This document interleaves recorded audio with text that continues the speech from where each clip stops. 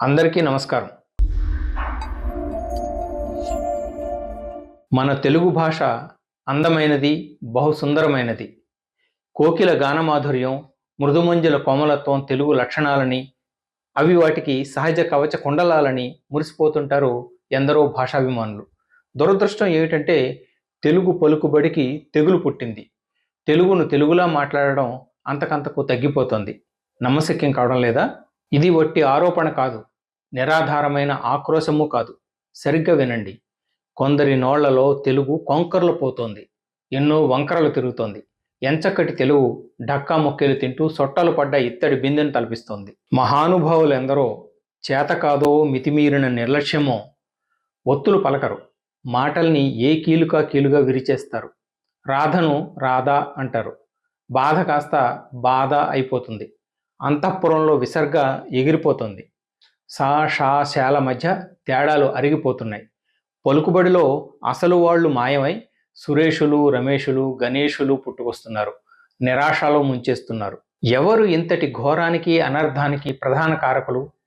తరతమ భేదాలతో TV యాంకర్లు, radio జాకీలు, నటీనటులు, రాజకీయ నాయకులు, ఆంగ్ల మాధ్యమంలో కేరుమంటున్న తెలుగు పిల్లలు ఎందరో ఇందుకు ఎడాపెడా పుణ్యం కట్టుకుంటున్నారు. తెలుగును పలకడం, తెలుగులో సరిగ్గా మాట్లాడడం అంత కష్టమా? సుమారు 2000 సంవత్సరాలకు ముందు నుంచి గలగలా ప్రవహిస్తున్న జీవనది మన తెలుగు భాష. సుదీర్ఘ ప్రస్థానంలో దారంట కలిసిన మిగతా భాషలకు చెందిన ఎన్నో పదాలను ఒద్దిగ్గా తనలో ఇముడ్చుకుంటూ పయనిస్తోంది. నిపుణులు, పండితుల నిర్ధారణ ప్రకారం దక్షిణ ద్రావిడ భాషా కుటుంబానికి తెలుగు భాష పెద్దన్న వంటిది. దక్షిణ ద్రవిడ భాషా కుటుంబంలో ఇంకా తమిళం, మలయాళం, కన్నడం, కురువ, కొడవ, కోట, తోడ, తుళు, కుడియా లాంటివి ఉన్నాయి. దక్షిణ భారతదేశంతో పాటు గోవా, మహారాష్ట్ర, శ్రీలంక వంటి చోట్ల కొన్ని ప్రాంతాల్లో ఈ భాషలు మాట్లాడేవారు ఉన్నారు. భాష అనేది ఎలా తీగలు అల్లుకుంటూ సాగుతూ వ్యాపిస్తున్నదో గమనిస్తే ఆశ్చర్యం కలగక మానదు. మన తెలుగుపై ఎన్నో భాషల ప్రభావం ప్రసరిస్తోంది. నిశితంగా పరిశీలిస్తే ప్రాకృత భాషలు, సంస్కృత భాషా పదాలు మన తెలుగులో అనేకం కనిపిస్తాయి, ధ్వనిస్తాయి. ఒక్క సంస్కృతం అనే ఉంది, పారసీ, ఉర్దూ, అరబ్బీ, హిందీ, ఆంగ్ల భాషల పదాలు కూడా తెలుగులో ఇమిడిపోయాయి, ఒదిగిపోయాయి. ఉదాహరణకు తర్జుమా అనేది అరబిక్ భాషా పదం, ఫలానా అనేది అరబిక్ నుంచి వచ్చి చేరినదే. తాజా అనేది పారసీక పదం, రుమాలు కూడా పారసీక పదమే. వాటి మూలాలు ఎరిగి సరిగ్గా ఉచ్చరిస్తేనే మాటకు విలువ, మన్నన. జరుగుతున్నది ఏమిటి? ఎన్నో అపస్వర శబ్దాలు, విని భరించలేని భ్రష్ట ప్రయోగాలు కర్ణ కఠోరంగా వెల్లువెత్తుతున్నాయి. కళ్ళు అనడం రాదు, కళ్ళు అంటున్నారు. శిరీషను శిరీషగా వక్రీకరిస్తున్నారు. వేళ కాస్త వేలగా మారి బేలగా రోధిస్తోంది.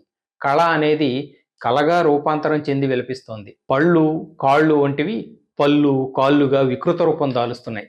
అక్షరాల మధ్య తేడాలు గమనించకపోతే ఎలా? స్వజన అంటే సొంత మనుషులు, మనవాళ్ళు అని. సరస్వతిలో సా బదులు శకుంతలలో శా పలికితే స్వేజనగా వినిపిస్తోంది. అంటే అర్థం ఏమిటో తెలుసా? కుక్కలు. సకృత్ అంటే ఒకసారి, శకృత్ అన్నారంటే విసర్జించేది. తెలుగు భాష శబ్ద సౌందర్య ప్రధానమైనది. సరిగ్గా పలికితే వీణుల విందే. దౌర్భాగ్యం ఏమిటంటే కొందరు దాన్ని అక్షరాల కూని చేస్తున్నారు. అచ్చులు, హల్లులు, నాసికా ధ్వనులు, సంయుక్తాక్షరాలు, వీటిని సక్రమంగా సవ్యంగా పలుకుతున్నవారు ఎంతమంది?